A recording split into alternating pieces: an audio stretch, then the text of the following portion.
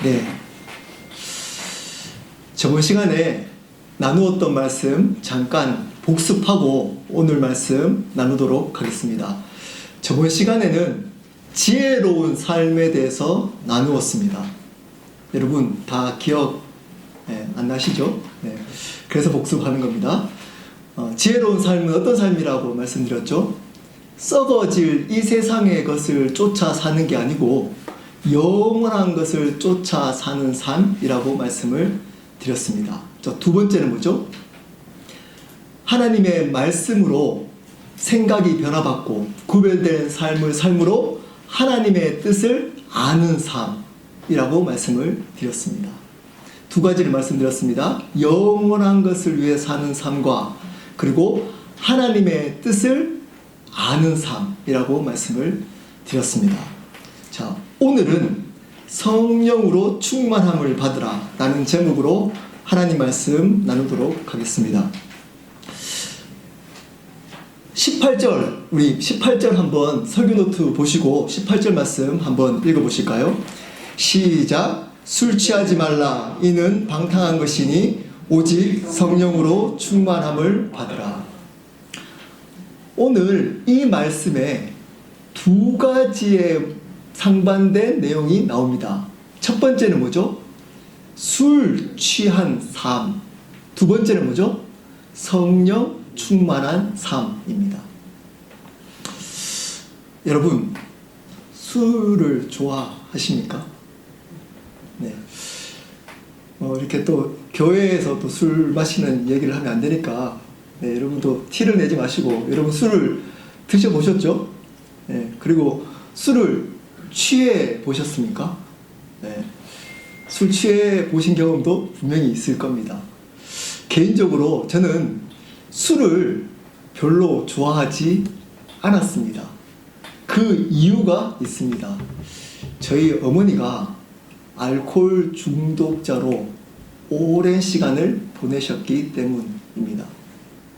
여러분, 술 취한 사람의 모습을 본 적이 있습니까? 또는 여러분이 술 취했을 때의 모습을 한번 상상해 보십시오. 오늘 술 취하지 말라. 이는 방탕한 거라고 말씀하고 있습니다. 술 취한 삶이 어떤 삶일까요?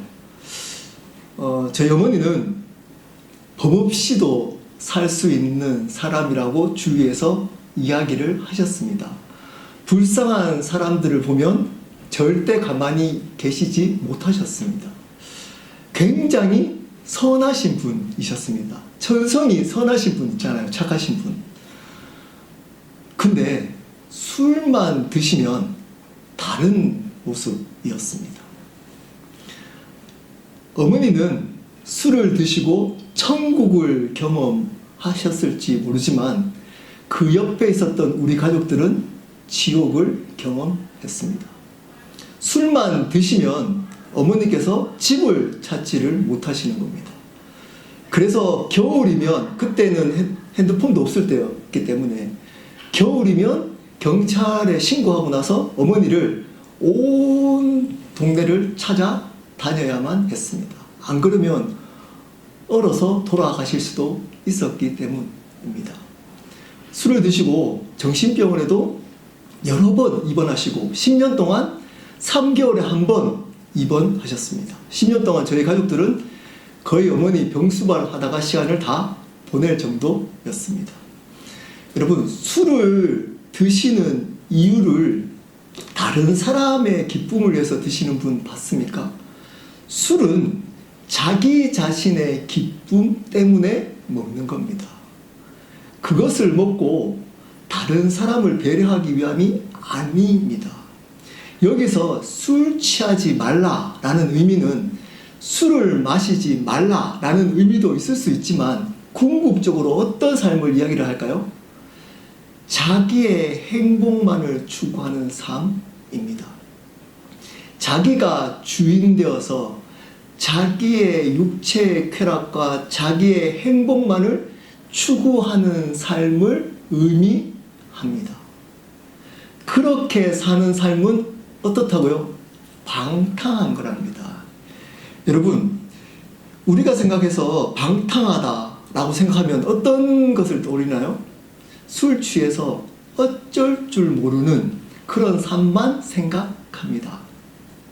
근데 술 취한 삶 중에서도 세상 사람들이 인정하는 삶이 있다라고 저번 시간에도 말씀을 드렸습니다. 자기가 주인 되어서 살아도 세상 사람들 보기에 잘 살 수 있기 때문입니다. 술 취하면 자기만을 위해 살아갑니다. 이 삶을 술 취한 삶이라고 말씀하고 있는 겁니다. 그럼 반대, 성령 충만한 삶은 어떤 삶일까요? 자기가 주인 되지 않은 겁니다. 자, 술 취하는 것과 성령 충만을 왜 대조했을까요? 두 가지가 드러나는 증상이 같기 때문입니다. 스스로 제어할 수 없습니다. 스스로 컨트롤할 수 없습니다. 술 취한 삶도 그렇고 성령 충만한 삶도 그렇습니다. 술 취한 삶은 자기의 행복만을 위해서 정신없이 살아갑니다. 돌아보지 않습니다. 그것만을 위해서 살아갑니다. 성령 충만한 사람도 마찬가지입니다. 하나님만 바라보고 정신없이 살아가게 됩니다. 근데 이 두 가지는 궁극적으로 다른 것이 있습니다. 그게 뭘까요? 술 취한 목적, 성령 충만한 목적입니다. 술 취하는 목적은 뭐라고요? 자기 자신의 행복입니다. 근데 성령 충만은 왜 성령 충만을 받을까요? 하나님의 영광을 위한 겁니다. 성령 충만을 통해서 자기 자신의 행복이 아닌 하나님의 행복을 위한 것입니다. 목적이 다른 겁니다. 여러분은 둘 중에 어떤 삶을 살고 계십니까? 술 취한 삶을 살고 계십니까? 아니면 성령 충만한 삶을 살고 계십니까? 드러나는 증상이 똑같다고 했습니다. 하지만 그 중심에 자기가 주인 되어서 자기의 행복을 위해서 추구한다면 그 모든 것들은 어쩌면 술 취한 삶이 될 수 있습니다. 자기가 주인 되어서 성경을 열심히 읽을 수도 있습니다. 자기가 주인 되어서 신앙이라고 하는 종교 생활을 열심히 할 수도 있습니다. 목적이 자기의 행복이라면 그 삶은 술 취한 삶입니다. 목적이 하나님의 영광이라면 그것은 성령 충만한 삶입니다. 그러면 오늘 말씀에 구체적으로 성령 충만한 삶 두 가지를 알아보도록 하겠습니다. 우리 설교 노트 한번 볼까요? 구체적으로 성령 충만한 삶은 오늘 말씀에 어떤 삶이라고 이야기하고 있을까요? 첫 번째입니다. 첫 번째 뭘까요? 첫 번째 설교 노트에 한번 적어보시길 바랍니다. 어떤 삶입니다. 어떤 삶일까요? 찬양하는 삶입니다. 첫 번째 성령 충만한 삶은 찬양하는 삶입니다. 에베소서 5장 19절입니다. 우리 함께 읽어보도록 하겠습니다. 시작. 시와 찬송과 신령한 노래들로 서로 화답하며 너희의 마음으로 주께 노래하며 찬송하며. 지금 19절의 모습은 공동체가 모여서 하나님께 찬양하고 예배하는 모습입니다. 그러므로 이 성령 충만한 삶을 찬양하는 삶이라고 하지 않고 예배하는 삶이라고 해도 무관합니다. 상관없습니다. 근데 좀 더 구체적으로 예배 중에 찬양하는 삶에 대해서 알아보도록 하겠습니다. 이렇게 표현합니다. 오늘 말씀에 시와 찬송과 신령한 노래들로 서로 화답하며. 여기서 시와 찬송과 신령한 노래들을 하나하나씩 해석하는 것이 중요한 게 아니고 그냥 이것을 전체적으로 어떻게 찬양하라고 얘기를 하는 걸까요? 다양하게 새롭게 찬양을 하라는 겁니다. 찬양할 때 다양하게 새로운 찬양을 하라는 겁니다. 그리고 서로 화답하랍니다. 찬양을 어느 그룹에서 찬양을 하면 끝나기 전에 또 다른 그룹에서 찬양을 하는 겁니다. 찬양이 끊이지 않게 찬양하는 모습을 보여주고 있습니다. 찬양하는 삶은 첫 번째, 구체적으로 우리의 입술로 하나님을 찬양하는 겁니다. 근데 어떻게 찬양하는 거라고요? 끊이지 않는 찬양을 이야기를 합니다. 성령 충만한 삶은 찬양이 끊이지 않는 삶을 말하고 있습니다. 여러분, 그렇다고 여러분이 좋아하는 대중가요를 듣지 말라, 요즘 트로트가 붐이잖아요. 트로트 듣지 말라, 이런 얘기가 아닙니다. 여러분, 그렇지만 여러분 삶 속에 구체적으로 찬양하시고 찬양을 들으셔야 합니다. 이것을 그냥 찬양하는 삶, 그래서 하나님을 높이는 삶으로 넓게 해석할 수 있지만 저는 개인적으로 더 좁게 해석을 했습니다. 그게 뭐냐? 실질적으로 찬양을 부르고 찬양을 듣는 삶입니다. 여러분, 일주일 동안 지내오면서 찬양을 얼마나 부르시고 듣고 계십니까? 여러분, 찬양 안에 능력이 있음을 믿으십니까? 찬양 안에 능력이 있습니다. 말씀이 아직 잘 모르기 때문에 보여지지 않는 분들은 여러분, 가정에 찬양을 틀어 놓으십시오. 찬양을 부르십시오. 찬양을 들으십시오. 거기에 능력이 있습니다. 저는 한두 번 경험한 게 아닙니다. 찬양을 통해서 병도 치유됩니다. 아픈 상처도 회복됩니다. 무너진 관계도 회복됩니다. 그 가정 가운데 역사하는 악한 영도 떠나갑니다. 여러분, 구체적으로 찬양하셔야 됩니다. 저희 집은 불교 집안이었습니다. 저희 아버님은 아침에 눈 뜨면 번쩍번쩍거리는 그때 당시에 전축, 굉장히 비싼, 그때 당시에 300만 원짜리 전축이었습니다. 금빛 나는 전축에 아침에 불경을 항상 틀어 놓으셨습니다. 눈을 뜨면. 그리고 제가 예수님을 믿게 되었습니다. 제가 어땠을까요? 불경을 켜놓으면 그때 당시에 이렇게 마이마이라고 하나요? 그것을 귀에 꽂고 항상 찬양을 들었습니다. 집에 아무도 없을 때 찬양하면서 혼자 기도했습니다. 저희 가정을. 그리고 부적을 다 떼버렸습니다. 그때 당시에 저희 집 부적만 해도 몇 천만 원이었습니다. 저희 집 굉장히 잘 살았기 때문에. 저는 믿는 게 있습니다. 그때 당시에 제가 말씀도 잘 몰랐습니다. 성경도 잘 읽지 않았습니다. 근데 찬양만 들으면 이상하게 제 마음 가운데 뜨거움이 일어났습니다. 뭘까요, 이게? 성령 충만이라는 겁니다. 그리고 저희 가정이 예수님을 영접하게 되었습니다. 기적같이 저희 아버님이 귀신이 떠나가고 예수님을 영접하게 되었습니다. 저희 가정은 외할머니가 절 주지에다가 무당이셨습니다.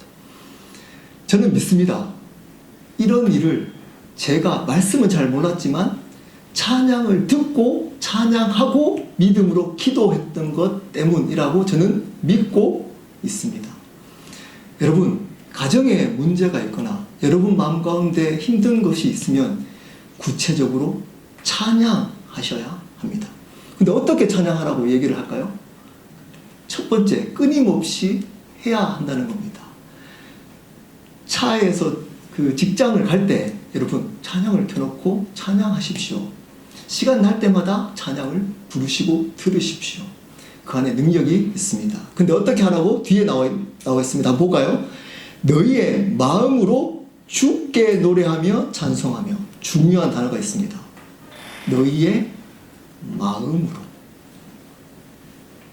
별표하셔야 됩니다. 너희의 마음으로 누구에게? 주께 노래하며. 여러분, 찬양에서 가장 중요한 겁니다.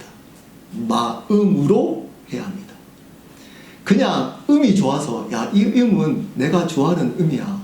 이 멜로디가 너무 좋아. 이렇게 하는 것 아닙니다. 대중가요처럼.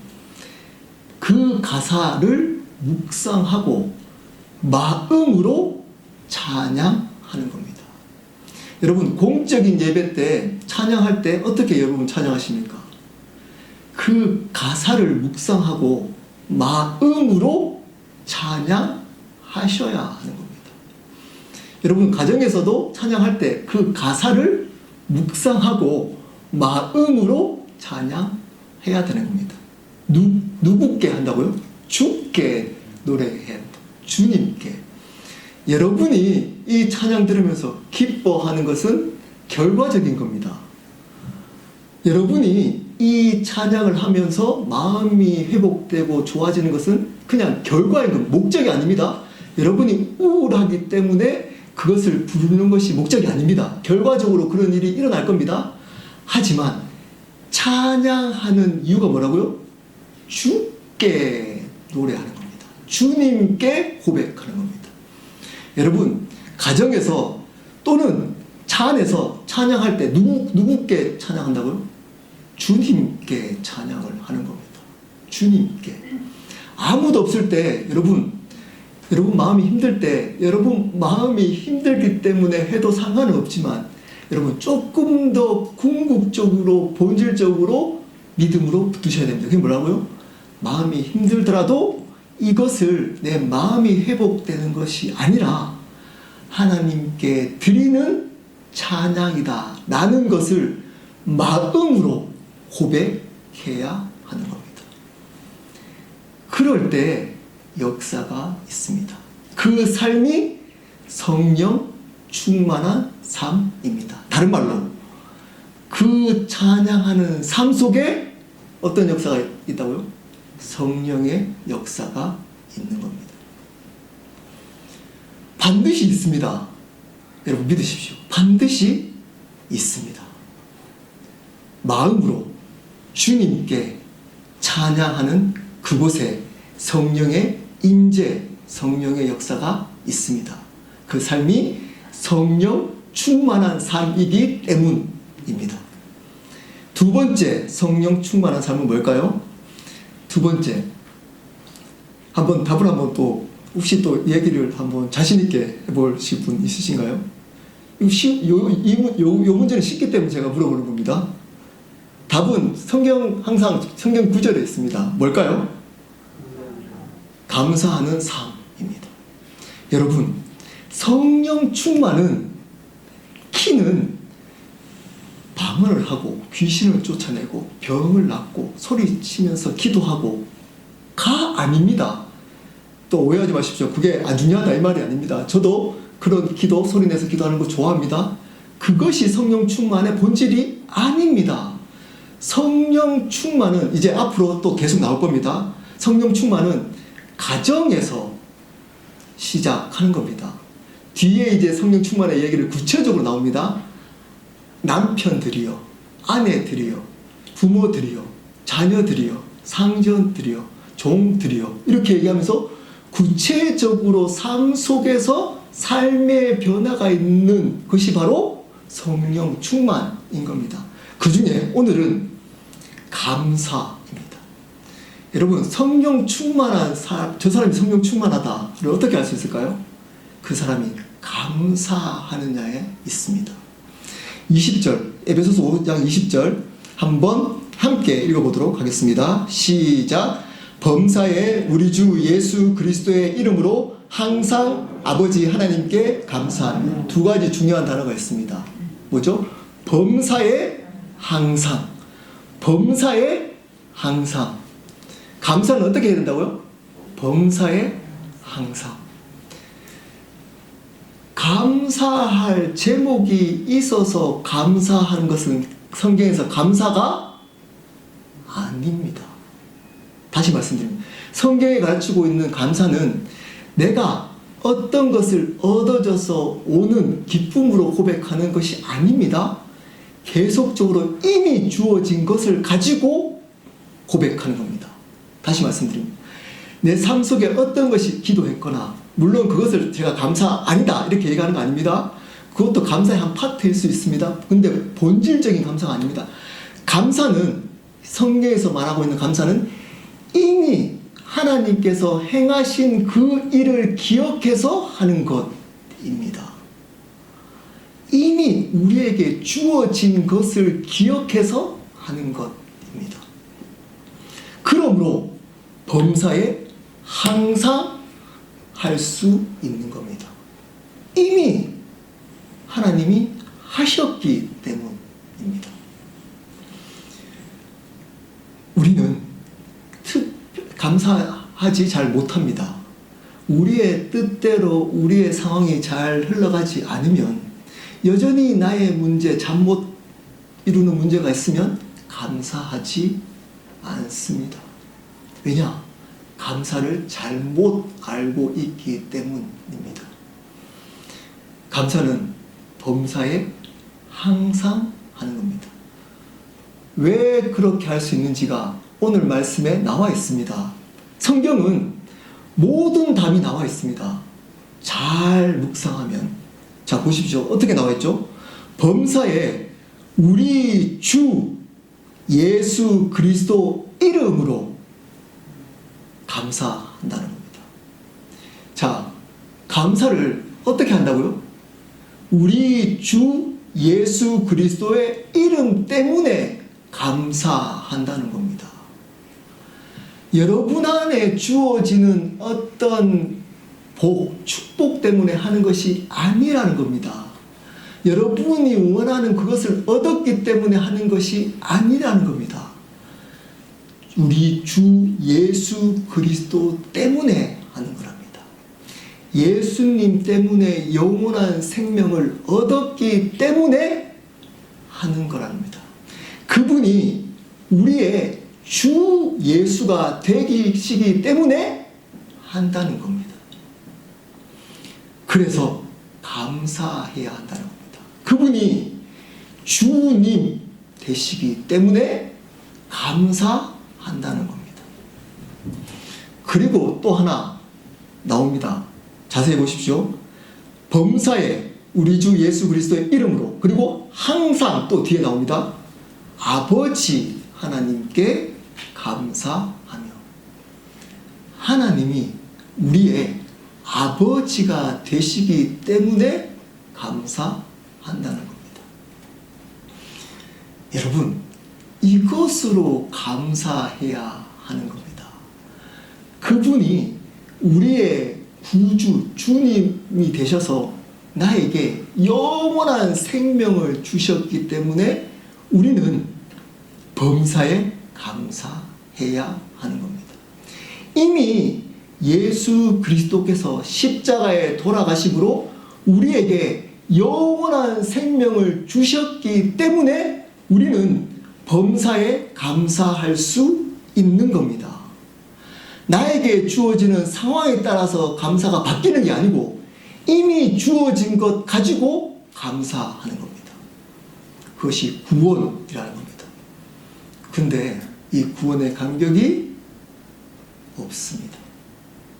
예수님의 구원을 얘기해도 아무런 감격이 없습니다.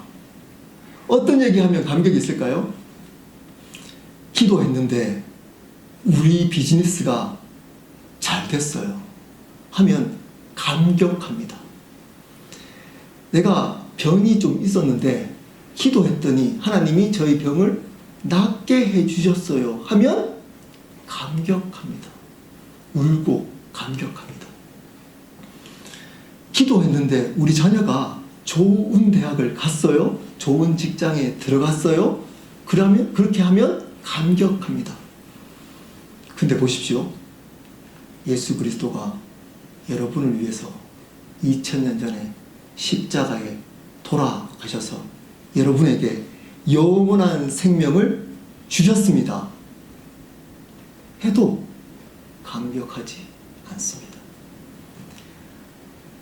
떠들고 떠들어도 아무런 감격이 없습니다. 이루면 감사할 수 없습니다. 성령 충만할 수 없습니다.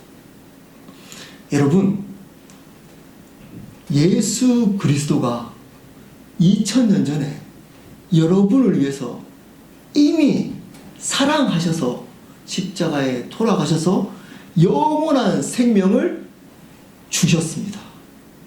이것이 우리의 가장 큰 감격, 감사입니다. 이것만으로 충분합니다. 이것만으로 충분합니다. 이것을 모르기 때문에 범사에 감사하지 않고 있는 겁니다. 그리고 또 하나, 그분이 나의 삶의 주님 되시는데 또한 그분이 우리의 아버지가 되신다는 겁니다. 여러분, 주인이 종에게 마음대로 할 수 있을까요? 없을까요? 있습니다. 창조주이신 하나님이 우리를 생명, 우리의 상황을 마음대로 컨트롤하고 다스릴 수 있습니다. 근데 어떻게 인도하신다고요? 아버지 되심으로 우리를 인도하신다는 겁니다. 그분이 우리의 아버지가 되신다는 겁니다. 이것이 신비입니다. 그분이 나의 주님이신데, 주인이신데 그분이 나를 대할 때 아버지로 대하신다는 겁니다.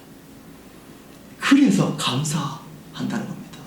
그래서 그냥 종으로 대해도 할 말이 없는데 그분이 아버지 하나님이 되시기 때문에 감사하다는 겁니다. 여러분, 이 경험을 해보지 않으면 이 감격이 없습니다. 그분이 얼마나 좋으신 분인지를 경험하지 않으면 이 감사를 모릅니다. 그분은 여러분의 아버지가 되십니다. 여러분이 고민하고 있는 그 아픔, 이 세상에서 그분이 가장 아파하시는 분이십니다. 그것을 회복시킬 수 있는 유일한 분이십니다. 여러분에게 가장 좋은 것을 주시는 분이십니다.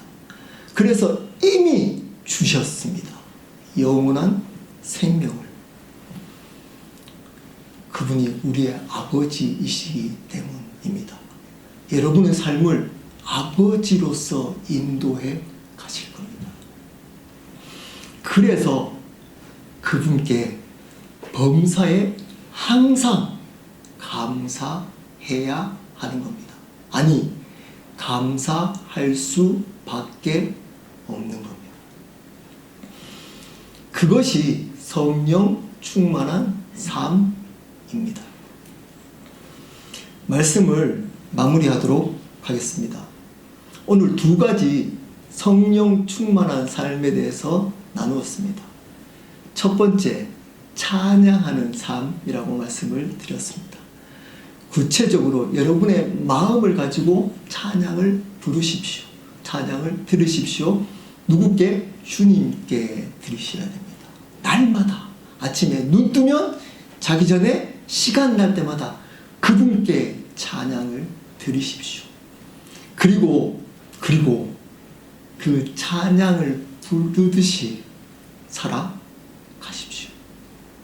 그분께 마음을 들여서 찬양했듯이 여러분의 삶도 마음을 그분께 드리며 살아가시면 되는 겁니다. 찬양했듯이.